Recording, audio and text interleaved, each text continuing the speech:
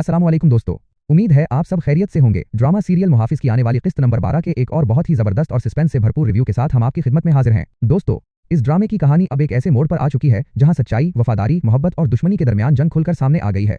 जवार ने जिस तरह अपनी जान पर खेलकर पार्स की इज्जत और जान की हिफाजत की है, उसने आज ड्रामे के देखने वालों के दिल जीत लिए हैं। आज की इस वीडियो में हम बहुत ही आसान अल्फाज में बात करेंगे कि पिछली कहानी में क्या हुआ था, आज की किस्त में क्या बड़ा धमाका हुआ है और सबसे बढ़कर ये कि आने वाली किस्त नंबर 12 में अब जवार और पार्स पर कौन सी नई और बड़ी मुसीबत आने वाली है। ये सब जानने के लिए हमारी इस वीडियो को आखिर तक लाजमी देखिएगा, क्योंकि आज का वीडियो बहुत ही दिलचस्प होने वाला है। और हाँ दोस्तों, अगर आपने अभी तक हमारे चैनल को सब्सक्राइब नहीं किया तो जल्दी से सब्सक्राइब कर लें और घंटी के बटन को दबा दें ताकि मुहाफिज ड्रामे के तमाम बेहतरीन रिव्यूज आपको हमेशा वक्त पर और सबसे पहले मिलते रहें। दोस्तों, कहानी को अच्छे से समझने के लिए अगर थोड़ा सा पीछे चलें तो पिछली कुछ किस्तों से पार्स और आफ्ताब के रिश्ते के दरमियान शदीद किस्म की गलत फहमियां और दूरियां चल रही थीं। पार्स मुसलसल एक शदीद ज़हनी दबाव और परेशानी का शिकार थी, क्योंकि आफ्ताब उससे सच छुपा रहा था, चीजों को घुमा रहा था और सबसे बढ़कर ये कि वो वक्त पर पार्स के सामने नहीं आ रहा था, जिसकी वजह से पार्स का गुस्सा दिन ब दिन बहुत ज्यादा बढ़ता जा रहा था। अब बात करते हैं आज की जबरदस्त किस्त की, जहां से कहानी में एक बहुत बड़ा तूफान खड़ा हो जाता है।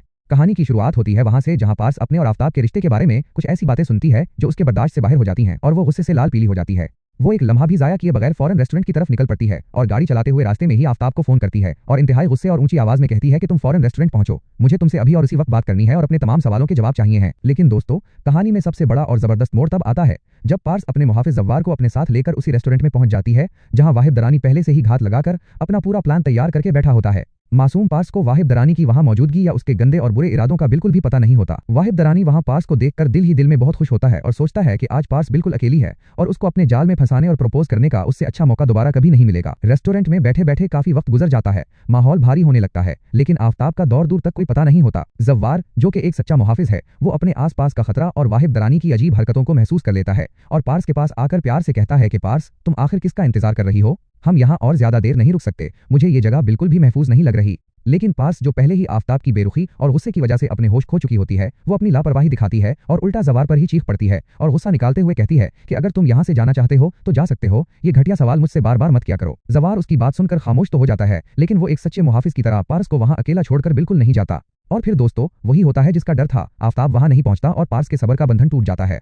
वाहिद दरानी उसी कमजोर लम्हे का फायदा उठाता है और मौका देखकर फौरन पार्स की टेबल पर आ जाता है। वो अपनी जेब से एक महंगी अंगूठी निकालता है, बगैर किसी इजाजत के पार्स का हाथ पकड़ता है और जबरदस्ती उसके हाथ में अंगूठी डालने की कोशिश करने लगता है।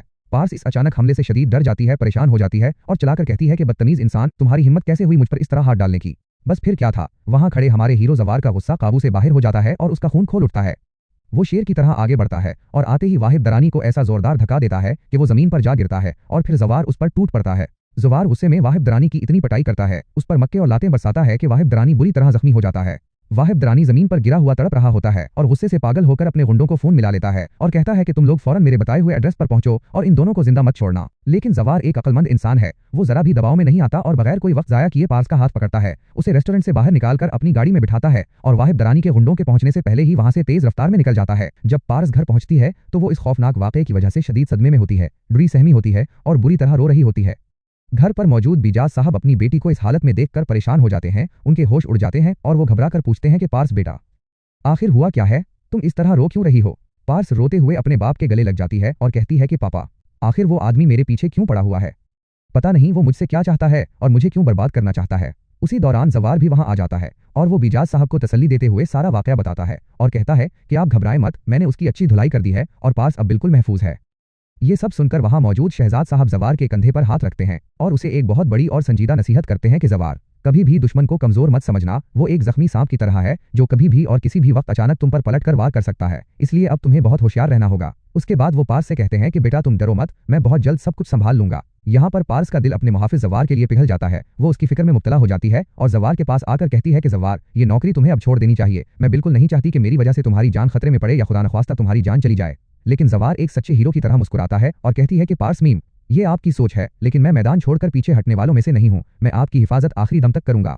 जवार का ये जज्बा, जुर्रत और वफादारी देखकर पार्स के दिल में उसके लिए बहुत इज्जत बन जाती है और वो आगे बढ़कर जवार की तरफ दोस्ती का हाथ बढ़ा देती है, जिसे जवार बहुत एहतराम के साथ कबूल कर लेता है।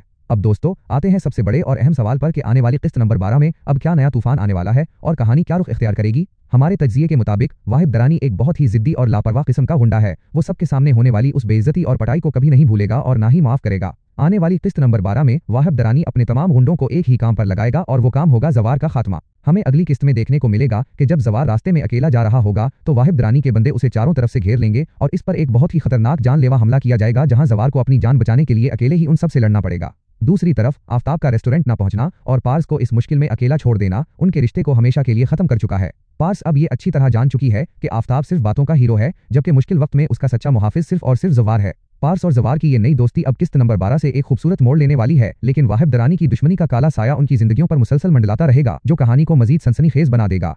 तो मेरे प्यारे दोस्तों, आपको क्या लगता है, क्या जवार अकेले वाहिब दरानी के उन खतरनाक गुंडों का मुकाबला कर पाएगा और खुद को जिंदा बचा सकेगा? और क्या पार्स और जवार की ये नई दोस्ती ड्रामे को एक शानदार और खूबसूरत अंजाम की तरफ ले जाएगी? आपकी इस बारे में क्या राय है, नीचे कमेंट सेक्शन में हमें लाजमी बताइएगा। अगर आपको हमारा ये रिव्यू पसंद आया हो तो इस वीडियो को दिल खोलकर लाइक करें, अपने दोस्तों के साथ शेयर करें और हमारे चैनल को सब्सक्राइब करना बिल्कुल मत भूलिएगा। अपना और अपने प्यारों का बहुत सारा ख्याल रखिएगा। मिलते हैं अगली एक और धमाकेदार वीडियो में, तब तक के लिए अल्लाह हाफिज।